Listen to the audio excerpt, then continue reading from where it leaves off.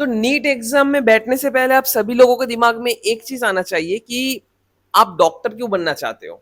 First point, आप सभी लोगों के दिमाग में कभी ना कभी आया होगा मैं डॉक्टर क्यों बनना चाहता हूँ। अगर आप लोगों के दिमाग में ये कभी नहीं आया कि why are you want to be a doctor, then obviously guys इस कोर्स का मतलब क्या होता है। बहुत सारे लोगों का ये आंसर होता है कि भैया मैं ये चाहता हूँ कि मैं बहुत सारे लोगों का सेवा कर सकूं, बहुत सारे लोगों को क्योर कर सकूं, उनको मेडिसिन दे सकूं, उनका हेल्थ में सुधार सकूं एक्सेट्रा।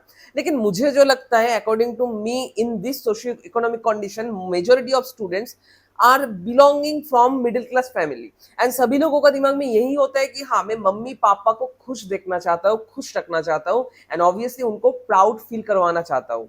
इसलिए ही आप लोग, इवन मैंने खुद भी इस रीजन से डॉक्टर बना था। एंड ऑब्वियसली इस टाइम पे जो एक हो है कि बहुत सारे लोगों का जॉब्स नहीं मिल रहे हैं, जॉब्स में जा रहे हैं लेकिन उनका परमानेंट सैलरी कुछ नहीं होता है। ये सभी सिक्योरिटी की वजह से हम लोग नीट एग्जाम देते हैं एंड मेडिकल में आना चाहते हैं।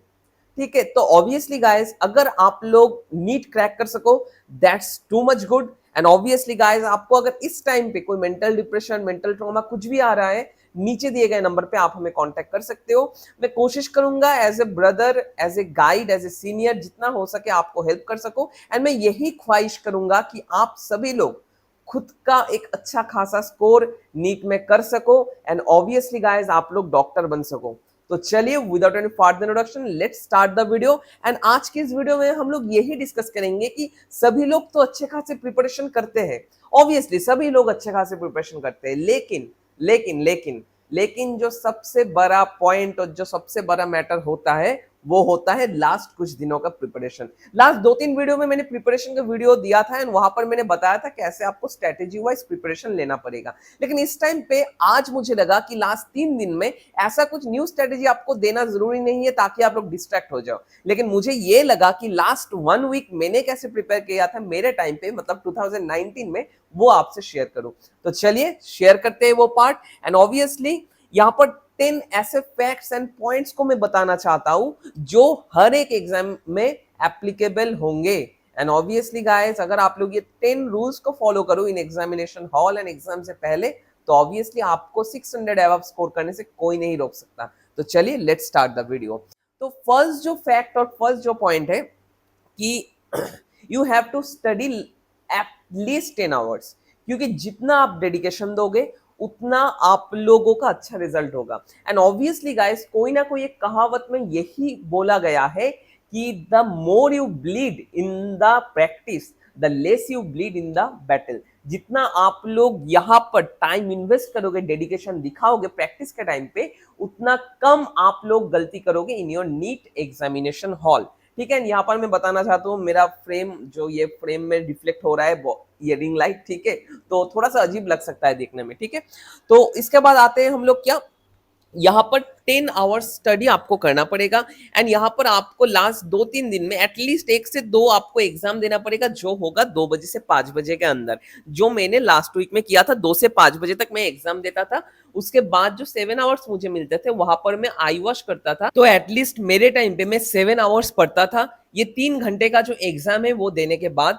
एंड आई वॉश करता था हर एक सब्जेक्ट का, ताकि वहां से जो जो इंपॉर्टेंट टॉपिक्स है वो मेरे दिमाग में एंड जहन पे घुस जाए कि ये टॉपिक्स इंपॉर्टेंट है फ्रॉम दिस चैप्टर्स। एंड यहाँ से लेकर वहां तक, मतलब एक पर्टिकुलर सब्जेक्ट में, मतलब 2-3 चैप्टर में टारगेट करके बैठता था कि एक एक दिन में कौन कौन सा चैप्टर में कवर कर सकता हूँ एंड आई वॉश कर सकता हूँ। आई वॉश का मतलब ये नहीं है आपको थॉरोली रीडिंग करना पड़ेगा। आई वॉश का मतलब ये है कि आप लोग पिछले बुक्स के मार्किंग्स देखो, नोट्स देखो एंड रिमेंबर करने की कोशिश करो कि हाँ ये मुझे याद आ रहा है, ये याद नहीं आ रहा है। ठीक है, ये फर्स्ट थिंग।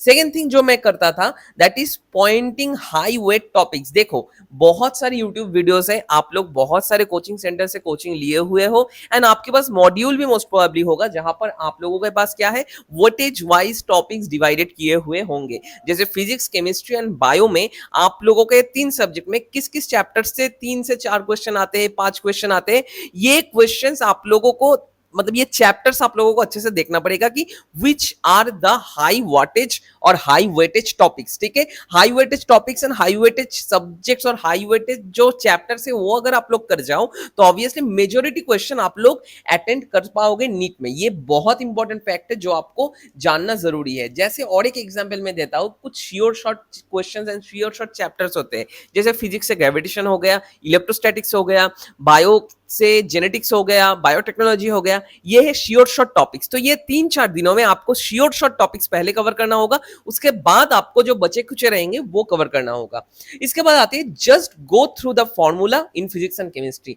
मैंने मेरे नीट के टाइम पे जस्ट कुछ कुछ टाइम क्या करता था मैं कि फॉर्मूला बुक होता था, एक फॉर्मूला बुक मैंने बनाया भी था, वो formula book physics and chemistry का जस्ट देख जाता था। ऐसा नहीं कि मैं डिराइव करता था, मैं देखता था एंड मैं रिकॉल करने की कोशिश करता था। मतलब जैसे कोई ग्रेविटेशन का फॉर्मूला है और फ्री वेलोसिटी का कुछ फॉर्मूला है ग्रेविटेशन से, तो वो ग्रेविटेशन का जो चैप्टर हमारे टाइम पे जो ग्रेविटेशन का चैप्टर था वहां से मैं रिकॉल करने की कोशिश करता था। और इलेक्ट्रोस्टैट का कोई टॉपिक है और इलेक्ट्रोस्टैट का कोई फॉर्मूला है, मैं ऐसा नहीं करता था कि वो डेरिवेशन में लग गया। पहले वो जो टॉपिक देखता था, टॉपिक देखने के बाद फॉर्मूला देखता था, फॉर्मूला देखने के बाद रिकॉल करने की कोशिश करता था, ठीक है।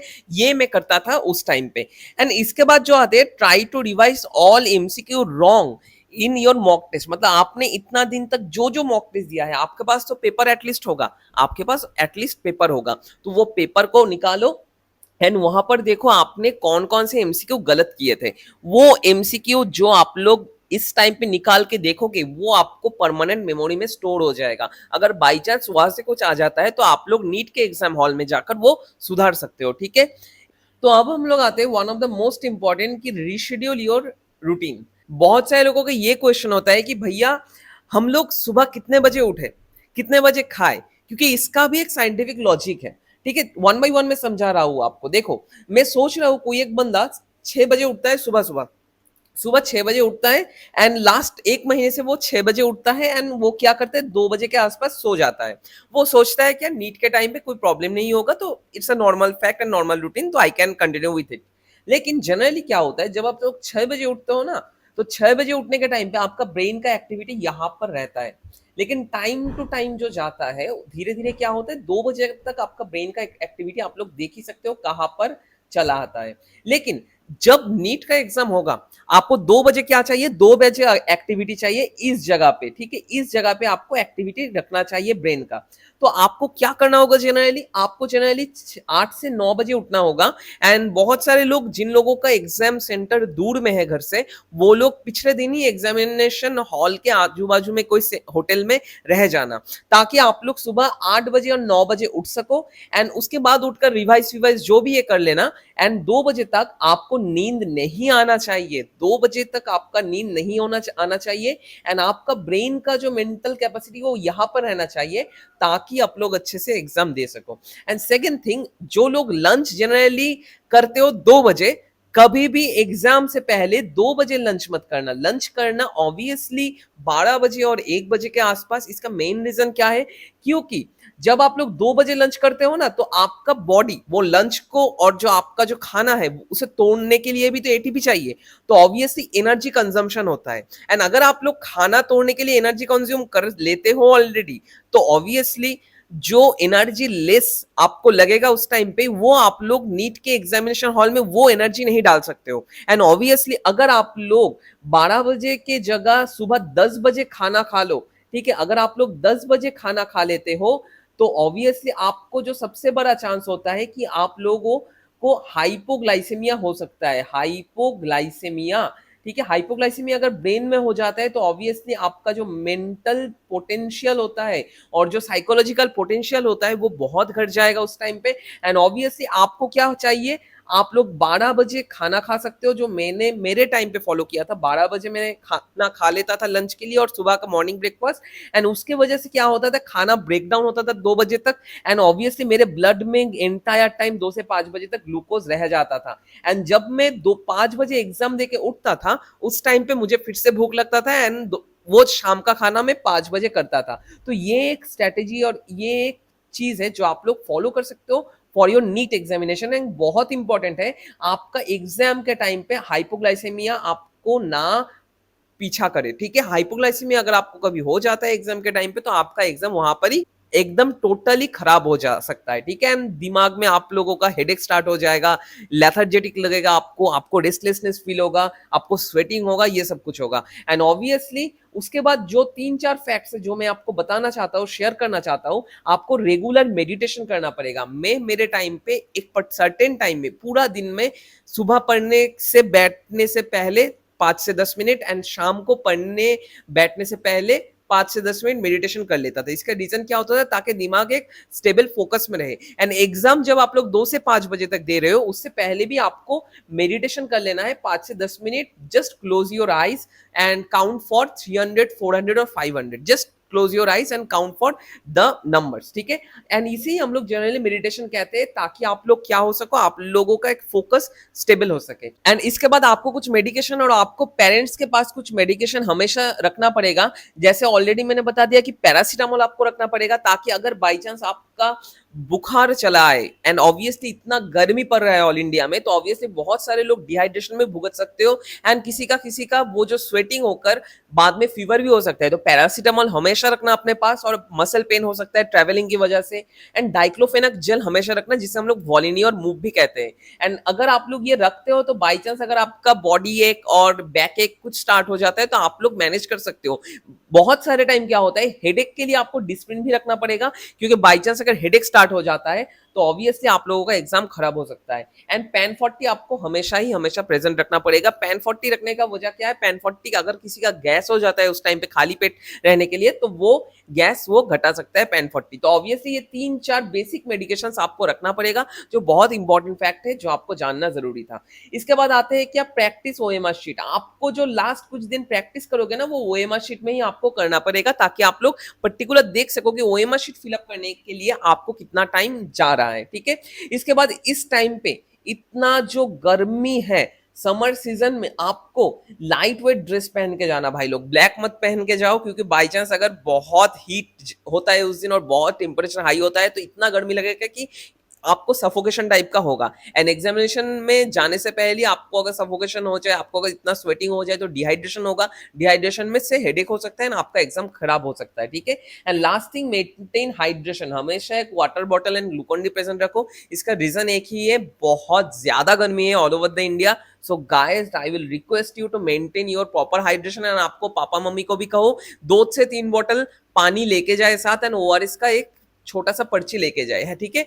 एंड यही था मेरा छोटा मोटा सजेशन। मोस्ट प्रोबेबली हमने कवर कर दिया कैसे आपको बॉडी को आपको मेंटेन करना होगा in this summer situation in NEET examination. And आपका जो रूटीन है वो क्या होना चाहिए नेक्स्ट 3-4 दिनों में, ठीक है? एंड ऑब्वियसली अगर आपको ये वीडियो पसंद आया तो नीचे कमेंट बॉक्स में कमेंट करना मत भूलना। एंड अगर आपको ये वीडियो बहुत अच्छा लगा तो लाइक बटन को हिट करना मत भूलना। एंड आपका प्रिपरेशन कैसा है वो आपको नीचे हमें कमेंट बॉक्स में बता सकते हो। मेरा Insta ID and WhatsApp group का लिंक भी दिया हुआ है, वहां पर ज्वाइन कर सकते हो, जहां पर हम लोग कंटिन्यूअस बात कर सकेंगे एंड मैं आपका प्रिपरेशन कैसा चल रहा है इसको पूछ सकता हूँ, ठीक है? आज सिर्फ इतना ही, नेक्स्ट दिन मिलते हैं और कुछ इंटरेस्टिंग वीडियोस में। तब तक के लिए stay tuned with biomed kit with bonic. And obviously guys, all the best for your NEET examination.